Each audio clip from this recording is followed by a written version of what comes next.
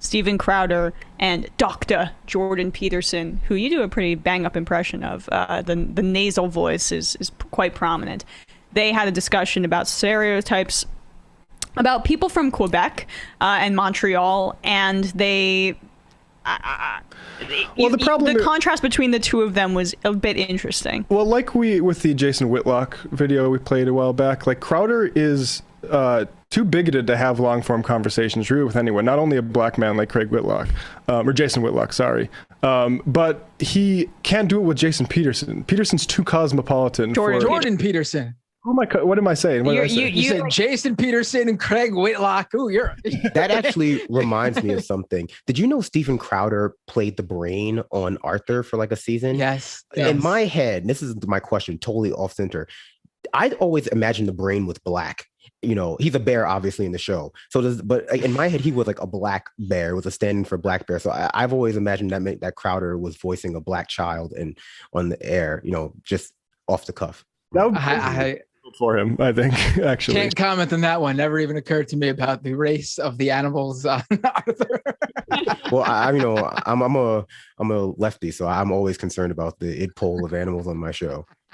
So, all right. Well, long story short, though, Crowder's bigotry is not just reserved, of course, for black people. He's even uncomfortable when his level of bigotry towards people who live in Montreal is not shared by Jordan Peterson. Yeah. And this clip is indicative of that kind of discomfort. Yeah, you'll see Jordan participate in some light ribbon of Quebec that gets him involved in some basically trauma, racialized trauma that Steven Crowder has.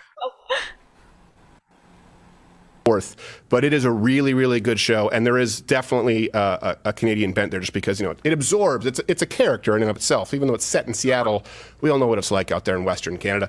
I kind of only have heard tales because I grew up in Quebec, where we're not really witty and bonded. They're mostly just loud assholes. And they speak French too, which is really unforgivable. It really is unforgivable in this day and age. It's like get on board, guys. It's like, you know. Join the rest of the world. Oh, it absolutely. See, I'm not even joking though when I say that. People used to get furious when I would point to Quebec as an example of multiculturalism versus the melting pot in the United States gone wrong. And I would talk to Americans when I lived in New York, and I would say, "Do you realize you can just go 30 minutes north to the border, and you can go into a country with its own culture, different language. They don't speak a word of your language. You can't read a word of your language. They don't watch the same shows." So I'm wearing my Montreal Expos hat. I've been to Montreal. I've done that where I've taken that drive. And not true at all that they don't speak English there. Any English at all. I don't know what the fuck he's talking about. Don't all of the signs have to be in both languages? Yeah, I mean, I don't recall. I feel like there's a lot of French on the signs, but yeah, I think you're right that you can very easily navigate in English if you need to. I mean, I certainly didn't have a whole lot of trouble going. It is, as Jordan Peterson says, it's a very great city. Go through Montreal and everything. Anyway, continue playing. Right, but I like how, people, I think in Canada, Canadians sometimes will make fun of Montreal, but in this kind of, I don't know, just they're different. They're easy French, way, yeah. Right? It's fun to make fun of the Canadians hockey team, for example, but then he's like, I'm serious about this, though. Like, actually, no, right? When he says that, Jordan Peterson, when he says that, Jordan Peterson, who is Canadian, sort of like, just the look on his face is sort of like, but I thought we were just joking. What do you have to? What are you going to say? I want to applaud them for taking it to the French language. It's had it too good for too long. People are finally getting it, you know, what it deserves. We'll give them that. Keep going, Bradley. It absolutely. See, I'm not even joking though when I say that. People used to get furious when I would point to Quebec as an example of multiculturalism versus the melting pot in the United States gone wrong. And I would talk to Americans when I lived in New York, and I would say, "Do you realize you can just go 30 minutes north to the border, and you can go into a country with its own culture, different language. They don't speak a word of your language. You can't read a word of your language. They don't watch the same shows. They don't know your same celebrities. And they are a part of an English country known as Canada. But you will have gone to Quebec and you won't know that it's Canada. And by the way, they have a nationally representative party whose only interest is to separate from Canada." I said, this is part of the political, and these were a conquered people who the English said, "You know what, all right, we'll let you have this." And we go through the plains of Abraham, and I tell Americans, I go, "You just don't know." That's why you say, "Okay, look, French folk, time for you to feather in Canada's English." And then you have the referendums to say, it'd be like tech. Like, I don't know a lot about Canada's history, but none of that sounds right to me. I don't think. yeah, I mean, I think when the English took over the French Canadian part of Canada, like, I think imposing a cultural genocide on the existing French population probably would have been a little bit outside their capabilities. They should have put up a wall around Quebec, and any Quebecois that they saw trying to climb the wall should have been shot on sight. That's, exactly. That's the only way you can handle this kind of stuff. Big open air prison, Escape from New York, Doomsday, Escape from LA, classic trilogy. Yeah, they're too busy hunting beavers to extinction to build a wall around the French people and try to contain them. But anyway, continue. A part of an English country known as Canada, but you will have gone to Quebec and you won't know that it's Canada. And by the way, they have a nationally representative party whose only interest is to separate from Canada. I said, this is part of the political, and these were a conquered people who the English said, you know what, all right, we'll let you have this, and we go through the plains of Abraham, and I tell Americans, I go, you just don't know. That's why you say, okay, look, French folk, time for you to feather in Canada's English, and then you have the referendums to say, it'd be like Texas separating because they wanted to just be Spanish. It doesn't make any sense. Americans aren't understanding this, but Quebec's a silly place. That's my point. I should say, in Quebec's defense, let's say that Montreal is a great city, and if people in the U.S. want a quick taste of Europe, Montreal is a great place. It's truly one of the world's great cities. It really is. I love Montreal. I lived there for like 8 years, and it's such a great city. It's so fun. It's got such a dynamic culture. The street life is amazing. It's really, really safe. Like, you could wander around anywhere at 3 a.m. It's no problem. It's beautiful. Well, I can't. I was mugged twice. In Montreal? Yeah, I was mugged over a set of Interpol tickets by a small Haitian. Incidental. I only say it because the story was one that I've told on air. Yeah, I was mugged for Interpol tickets. This is the funniest. He was a scalper anyway. Mugged me for the money for the Interpol tickets. And What would you say? This is the funniest his show has ever been. I would watch this show. I would watch this show if it was all about Montreal and his experiences and hatred, and then that's a show that we could put money into. A small Haitian, though. Even though, I mean, I don't know why he. That's neither here nor there, except for he speaks French as well because he's Haitian. Yeah, so it's a double thing I don't understand. Why we're doing this, folks, is like, look, you don't want to be like Steven Crowder. Right. Like, if you have to choose, be more like Jordan Peterson, for Christ's sakes. But yeah.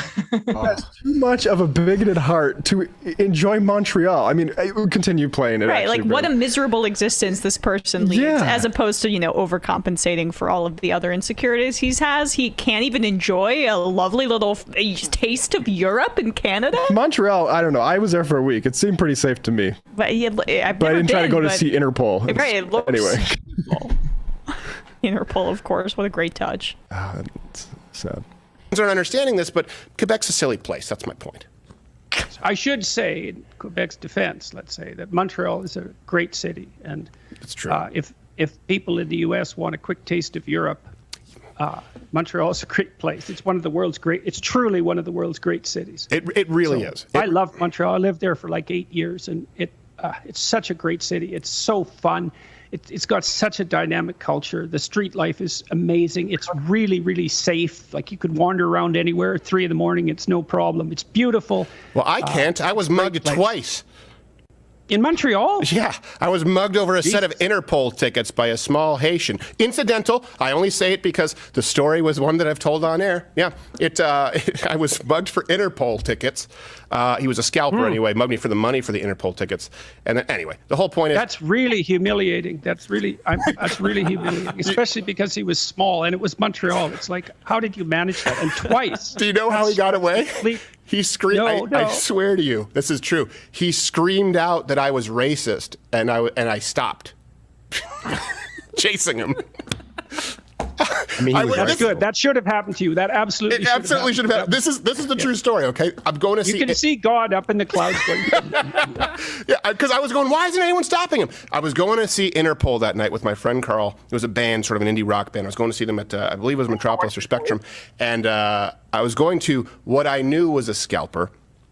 Well, he didn't have Interpol tickets, but another guy who, he presented himself as a scalper. Turns out, not all. I don't know if you know this. You have to be choosy with your scalpers. They're not all. Oh, you mean not all scalpers are honest? Not all legitimate. Isn't that something? Though, ironically, you'll hear at the end of this tale, it was all redeemed through an honest scalper. So this small Haitian man says, oh, you want Interpol tickets? I'm not even going to try and do his accent because people get all mad. But rest assured, he had one. Sounds like most people who are Haitian immigrants in Montreal. And he said, I got Interpol tickets. And I said, okay. He gave me the price. And I said, it seems a little steep, but okay. So he goes to, I can't remember which hotel. I just remember it wasn't the Queen Elizabeth. It wasn't a hotel I was familiar with. He goes, I got to go pick them up at the front desk. Right away, I'm thinking this is weird. He just said he has Interpol tickets. Why would he go to this hotel front desk? So he goes there, and then he goes into the restroom. Again, should have given me a red flag. I'm 16 years old, mind you.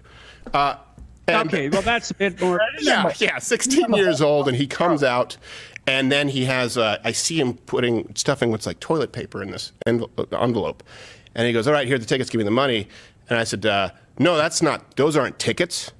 He said, what do you mean? I said, those are toilet paper. There's toilet paper envelopes. And he goes, how do you know that? I said, well, I saw you put toilet paper in there.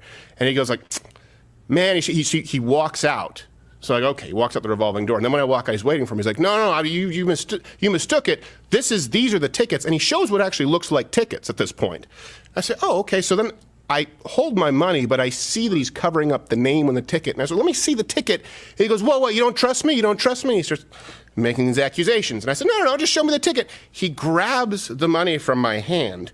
But the good thing is he ripped the $20 bills in half, so it was of no value to him. So I find solace in that. And then he runs out in the middle of the street, and I'm going, hey, that guy just took my money. And I'm at this point 6'1", 6'2", but very skinny. But this guy is all of 5'3", and he's running through the street. And I go, why isn't anyone doing it? And of course, French. Hey, ferme ta gueule, tabarnak. They're not friendly at all. And this guy just goes, what? You're saying it because I'm black? You're racist? And I stop. I'm like, what? No. And he just ran into an alleyway. And I thought, well, now the alleyway has him now. I'm 16 and it's an alleyway. And then finally I told the story to another scalper who was right outside the Interpol concert. At that point, the show had already started. And he said, man, there are some really rough people out there here. And he gave me the tickets because they were of no worth.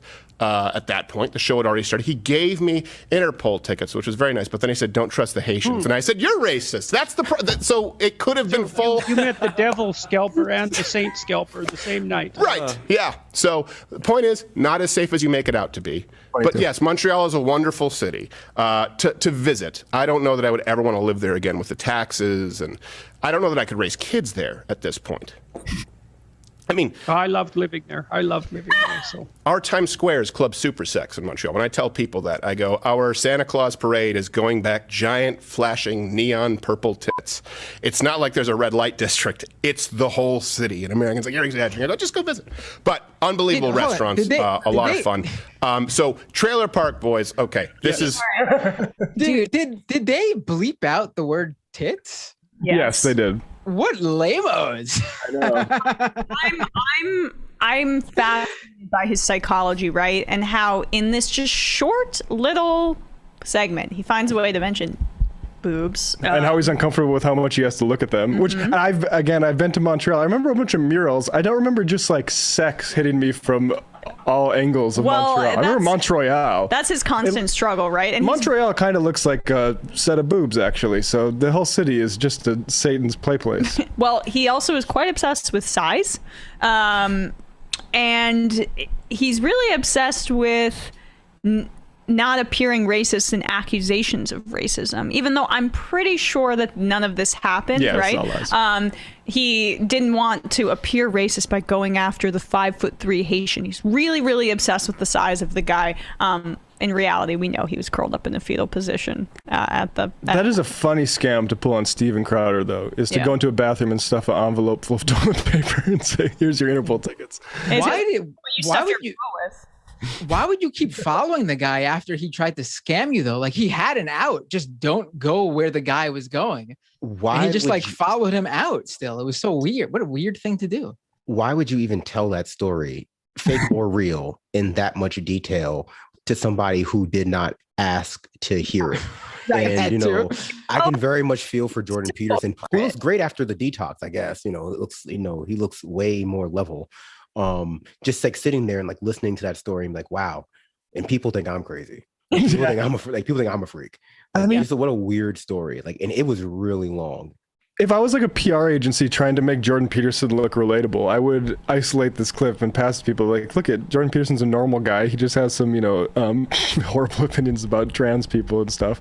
And don't ask about what he did with Orban. But he likes Montreal and he can enjoy a European city. And he can enjoy a city without making it all about your personal aggrievement, which then you can like multiply about everything, right? Like he got mugged by a scalper when he was 16. So it goes to show that multiculturalism has failed, and actually everybody needs to assimilate to the English speaking hegemony, and they probably should have seceded if they wanted to change French. But the scalper was Haitian, he wasn't from Montreal. It just happened in Montreal. It's a very weird story, even in his own like. Well, they both speak French, so obviously they're all just wrapped up into one language. Yeah, exactly. But wouldn't the other scalper have also been from Montreal then, who gave him the tickets? Well, the way Crowder tells the story, I'm just visiting from Brooklyn. I'm a scalper and from New York. Maybe that's what happened. I don't know. I know. I'm just interested in the lore of Montreal. The deep lore. This is deep Crowder lore. Yeah, I mean, I heard somebody, I posted this on Twitter, said that actually all scalpers in Montreal are fairly friendly to them. Oh. And it's not the sort of thing where you have to look out for the Haitian scalpers. So good to know. Maybe they just knew a dumb mark when they saw one, And that's another thing is like, are we getting the full story? Did Steven maybe like say something that made him a target? I don't want to blame the victim, but I do blame Steven Crowder for this incident if it actually in fact happened. And I am on the side of the small Haitian man who gave him toilet paper in an envelope, because that is that's a hilarious thing to do. Folks, there's more of what you've just saw where that came from. That's if you hit the subscribe and like button. Thank you. Really, thank you.